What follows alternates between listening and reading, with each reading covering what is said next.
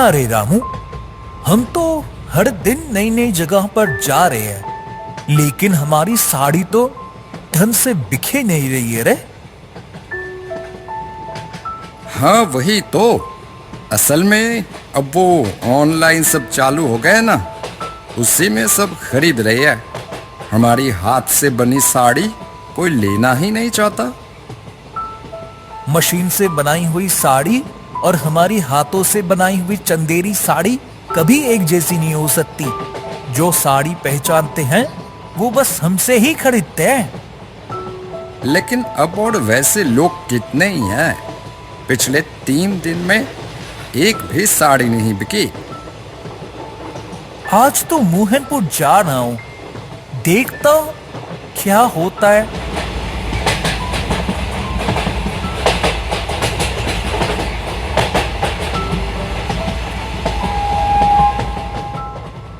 घर में दाल चावल सब खत्म।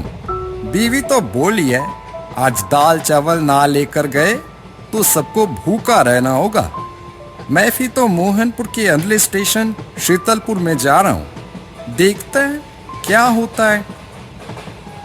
मेरी भी तेरी तरह ही हालत है, लेकिन वो जो ऊपर वाला है ना, उन्होंने ही पेड़ दिए हैं, वही ठीक बंदोबस्त करेंगे।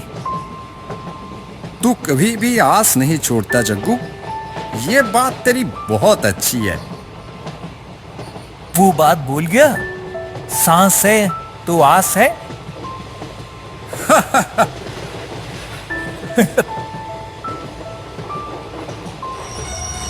दोनों की बातें चलते चलते ट्रेन मोहनपुर स्टेशन पर आके रुकती है। मोहनपुर आ गया है, मैं उतरता हूं। हाँ? ठीक है, शाम 5 बजे के करीब मैं मोहनपुर स्टेशन चला आऊंगा, फिर एक साथ लौटेंगे।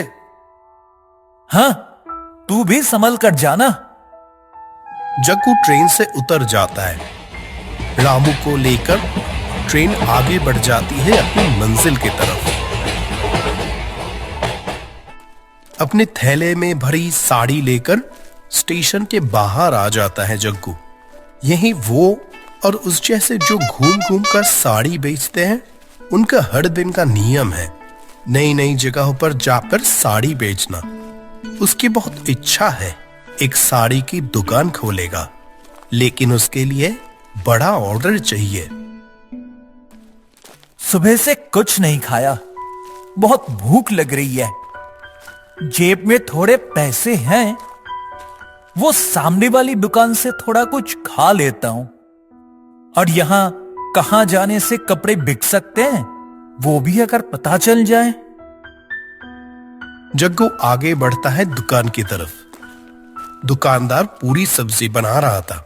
दुकान में लोग ज्यादा नहीं है, थोड़ी देर बाद शायद लोग होंगे। भैया, एक प्लेट पूरी सब्जी दीजिए ना। हाँ दे रहा हूं, रुको। अच्छा भैया, यहां चंदेरी साड़ी कैसे बिकती है? दुकानदार जग्गू को एक अजीब सी नजर से देखकर बोलता है, ओ, तो तुम साड़ी बेचने आए हो? यहां वो सब चंदेरी साड़ी नहीं चलती भाई, वापस चले जाओ। दुकानदार की बात सुनते ही जग्गू की सारी आशा पल भर में टूट जाता है। फिर भी जितना हो सके खुद को संभालने की कोशिश करता है। ठीक है, जब आ गया हूं कोशिश करता हूं, अगर कुछ होता है। कोशिश करके भी कुछ होगा नहीं, फिर भी देखोगे जब बोल रहे हो, देखो। जग्गू समझ जाता है यहां जितना ज्यादा समय रहेगा उसका मनोबल उतना ही कमजोर होगा। गांव का रास्ता किस तरफ है बता सकते हैं? वो जो रास्ता चला गया है देख रहे हो ना, उधर से थोड़ी देर चलते ही मोहनपुर गांव शुरू हो जाएगा। अच्छा भैया, धन्यवाद। घर लौटते समय मुझे बताते जाना, ठीक है? कितनी साड़ी बिकी? जग्गू बढ़ने लगा गांव के रास्ते। साड़ी ले लो साड़ी, सुंदर सुंदर चंदेड़ी साड़ी। साड़ी ले लो साड़ी।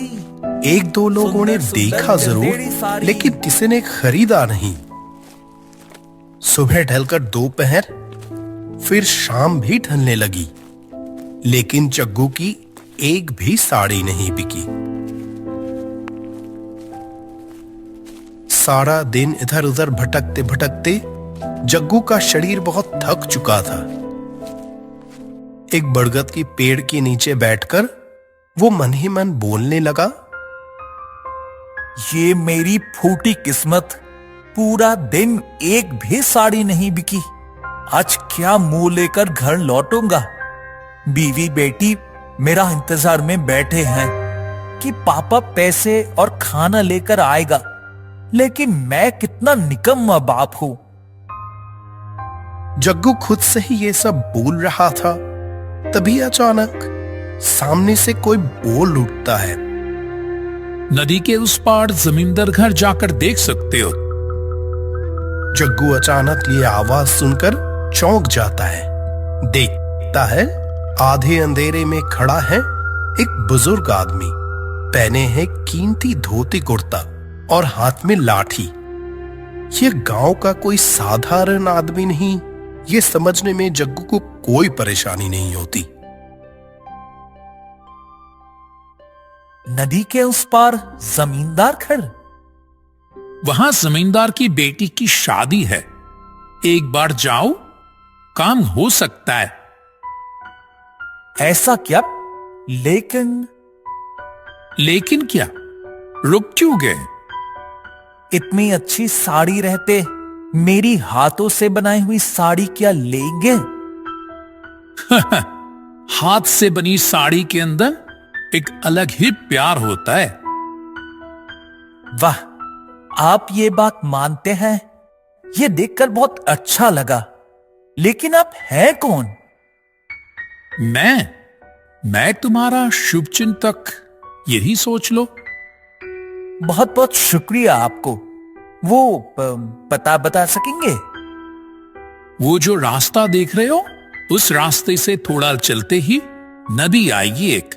नदी के पास ही शमशान, वो पार करते ही जमींदार घर। पर वहां जाने से पहले मुझे एक बार स्टेशन जाना होगा। क्यों? मैंने अपने दोस्त से कहा था मैं शाम तक स्टेशन जाऊंगा। अब मुझे नहीं देखे तो इंतजार और चिंता दोनों करेगा, और उसे भी साथ ले जाऊंगा वहां। अभी फिर स्टेशन जाकर वहां से लौट के नदी पार करके जमींदार घर पहुंचते में तो बहुत देर हो जाएगी। और आसमान की तरफ ध्यान दिया है, मौसम ठीक नहीं है। जग्गू आसमान की तरफ देखता है, सच में काले बादल छाए हुए हैं। फिर भी वो स्टेशन जाने का ही सोचा।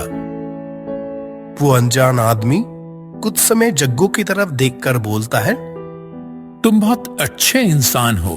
तुम्हारे माँ बाप के आशीर्वाद से तुम कभी मुसीबत में नहीं पड़ोगे। जग्गू चला स्टेशन की तरफ। वहां जाकर देखता है रामू स्टेशन पर ही खड़ा है। अरे जग्गू, कैसी बिकी तेरी साड़ी? मेरी तो आज बहुत अच्छी बिकी। मेरी एक भी नहीं बिकी रे, लेकिन एक आखिरी आस है। आखिरी आस मतलब? जग्गू इसके बाद अनजान आदमी की बात बताता है उसको। रामू सब सुनकर बोलता है, धत, कहां का कोई अनजान आदमी उसकी पाक विश्वास कर लिया। वो आदमी ने ऐसे बोला, पता नहीं क्यों बात टाल नहीं सका। एक बार जाकर देखता हूं, अगर यहां भी कुछ नहीं होता तो खाली हाथ ही लौटूंगा। तू भी चलना यार मेरे साथ। नहीं रे, मैं अभी तेरे साथ जा नहीं पाऊंगा। मेरी आज अच्छी कमाई हुई है, इसलिए पैसे भी है अच्छे। दाल चावल सब्जी, और सोच रहा हूं थोड़ी मछली भी खरीद कर ले जाऊंगा। तू जाना चाहता है तो जा। जग्गू को अपनी दोस्त की बात सुनकर बहुत हैरानी हुई। ये क्या उसका दोस्त रामू है? जैसे ही पैसे मिले तो अपनी चिंता करने लगा। दोस्त और उसके परिवार के बाकी लोग क्या खाएंगे एक बार भी नहीं सोचा।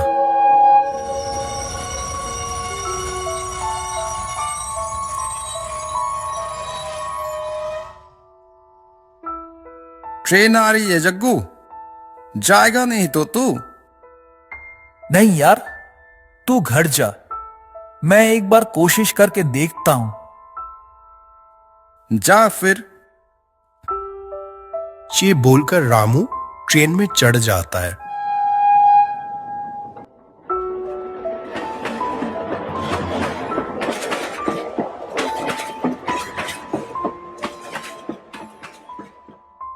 क्या दोस्त रुका नहीं ना? जग्गू देखता है वही धोती कुर्ता पहना हुआ आदमी। सच में हैरान करने वाली बात है, वो आदमी इतनी जल्दी कैसे आया? जरूर जग्गू के साथ ही था वो। और देर ना करके जमींदार के घर जाओ और ये पैसे रख लो। जग्गू दोस्त की बात पर एक और शब्द भी ना बोलकर, पैसे?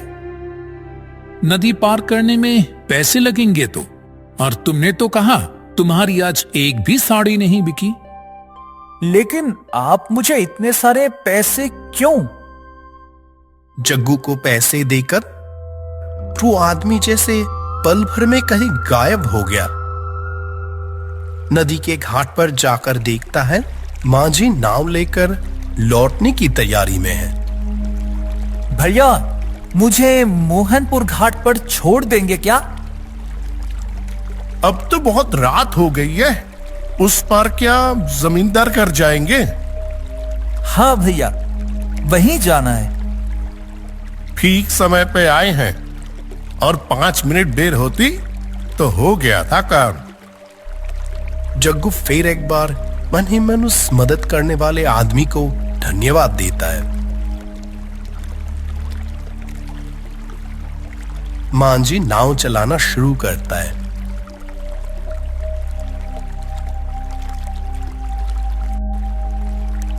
जमींदार घर में शादी है ना?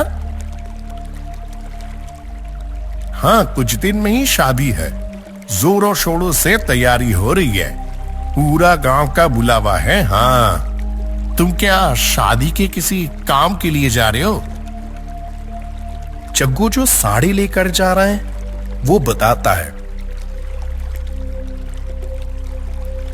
हाँ हाँ, जाओ, जरूर जाओ, काम हो सकता है।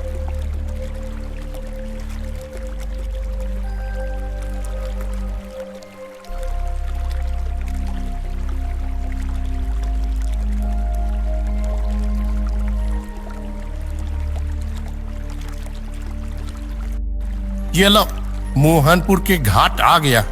वो शमशान पार करते ही जमींदार घर आ जाएगा। लेकिन एक बात। जग्गू मांझी को पैसे देकर पूछता है, क्या जी? वो शमशान इलाका अच्छा नहीं है, कहीं रुकना मत। जितनी जल्दी हो सके शमशान पार कर जाना। अच्छा ठीक है। जग्गू जैसे ही शमशान के बीचों बीच पहुंचता है, ठीक तभी मूसलाधार बारिश शुरू हो जाती है। उफ, ये बारिश अभी शुरू होनी थी। साड़ी अगर बारिश में भीग गई तो दिक्कत हो जाएगी। जग्गू देखता है कुछ दूर ही टीन की छत वाले एक बैठने की जगह। लगता है शमशान यात्री आके थोड़ा विश्राम कर सकता है, इसीलिए जग्गू जल्दी से जाकर घुस जाता है वहां। बारिश के साथ तेज हवा चलने से थका हुआ जग्गू की आंख लग गई। कुछ समय बाद अचानक ठंडी सांस और बहुत ठंडा हाथ उसके कंधे पर पड़ता है। कौन है? ये बोलकर पीछे मुड़कर देखता है अंधेरे में कोई खड़ा है, चेहरा दिखाई नहीं दे रहा, लेकिन हाथ की तरफ नजर पड़ते ही कांप उठता है वो। ये तो एक कंकाल का हाथ है। ठीक उसी समय बिजली चमकती है और उसी समय देखता है एक भयानक काला चेहरा जग्गू को देखकर हंस रहा है। जग्गू और एक पल भी समय बर्बाद ना करके भागना शुरू करता है। ओह, थोड़ा और आगे शमशान खत्म, रुकना नहीं है। और थोड़ा दौड़कर बिल्कुल शमशान के बाहर जाकर रुकता है वो।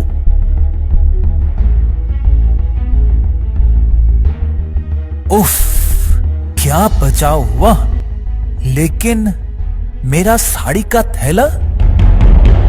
ये लो तुम्हारा थैला। जग्गू अब सच में हैरान होता है। जब भी वो कहीं मुसीबत में होता है तभी ये आ रहे हैं। वो थी मोहनपुर गांव का आदमी सुरेश की आत्मा। सालों पहले इसी शमशान में गले में रस्सी डालकर मर गया था। बचाने की कोशिश की थी पर बचा नहीं पाया। उसकी आत्मा आज भी वहीं पर है। रात को किसी को अकेला पाने पर डराता है। आप कौन है बताइए तो? मैं कौन हूं जानना चाहते हो? वो देखो जमींदार का घर, वहां जाओ, आशा करता हूं जान जाओगे।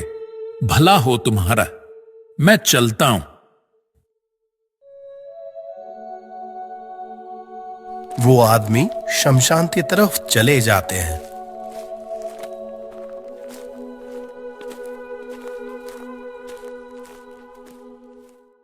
जग्गू जमींदार के घर जाकर साड़ी दिखाता है। जमींदार मुरारी जी साड़ी देखकर बोलता है, बहुत बढ़िया साड़ी, हम ऐसी साड़ी ही तो ढूंढ रहे थे। तुम एक हफ्ते के अंदर ऐसी 100 साड़ी दे पाओगे क्या? ये लो, शुरुआती 5,000 रुपए। जग्गू को कुछ बोलने के लिए शब्द ही नहीं मिल रहा था। इतने पैसे वो जिंदगी में पहले एक साथ कभी नहीं देखा। अचानक दीवार पर उसकी नजर पड़ती है एक तस्वीर। ये तो वही आदमी है जो बार बार उसकी मदद कर रहा था। ये कौन है? ये मेरे परदादा राजेंद्र जी है। बहुत दयालु इंसान थे। इन्होंने जीते जी किसी को कोई मुसीबत में कभी खाली हाथ नहीं लौटाया। जग्गू की दोनों आंखों से आंसू बहने लगी। इन्होंने मरने के बाद भी लोगों का साथ नहीं छोड़ा। इसका सबसे बड़ा प्रमाण तो वो खुद है।